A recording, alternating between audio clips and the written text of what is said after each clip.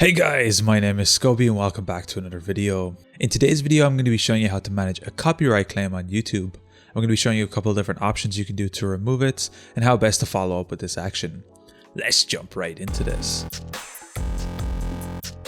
So the first thing to know is, how do you know you've actually gotten a copyright claim? Well, one of the first things you will receive from YouTube is an email stating the copyright claim, and they will also mention that this is a copyright claim and not a copyright strike. These are different things. So maybe then we should talk about what happens when you get a copyright claim. A copyright claim basically means that someone has claimed content in your video. This can be audio, this can be video, or it can be a mixture of both, and they are going to be taking any revenue from this in the future. And depending on who they are, they can also request to have the video removed. However, that is not always the case, and most likely they will just take any revenue from the video. So to find the video in question and to see what actions we have, what we're going to be doing is coming to YouTube. We're going to be coming to the YouTube homepage, and of course you need to be logged in for this. Once you're logged in, what we're going to be doing is coming up to the top right. We're going to be clicking on our user profile right here, and we're going to be coming to the YouTube Studio. Once your YouTube Studio opens up, if this is a brand new strike, you will most likely get a notification here on your dashboard about this. Directly here we can actually view options. However, if you can't find this video right away, we can also click on the content tab here on the left, and here we'll be able to search for videos, and what we can do is specifically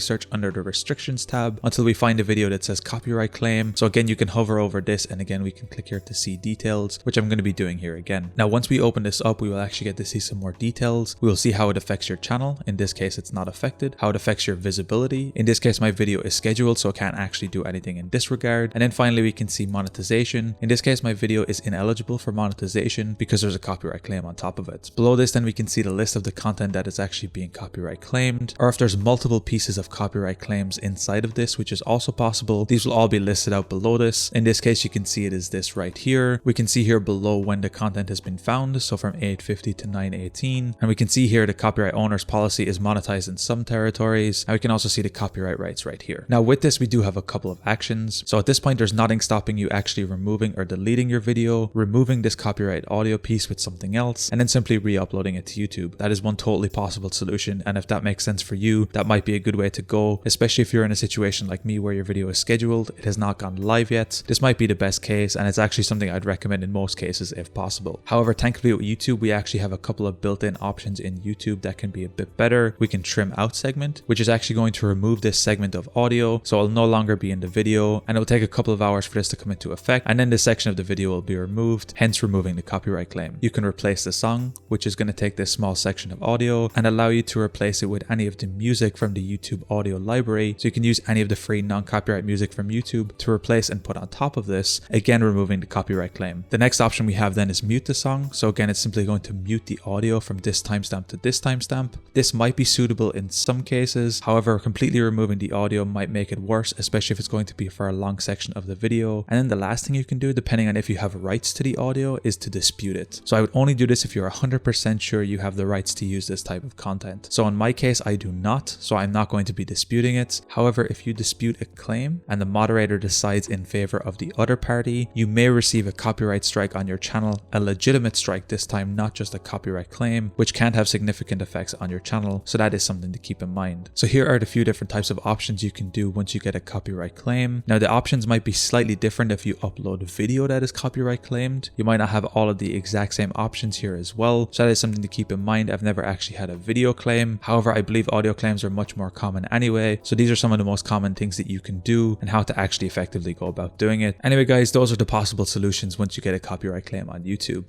If you guys enjoyed this tutorial, be sure to drop a like. Subscribe if you're new, check out the other videos on the channel. I'm going to be leaving a link down below to my PayPal if you find these videos helpful and you want to support me. Anyway guys, thank you so much for watching. Until next time, as always, keep it saucy. Peace.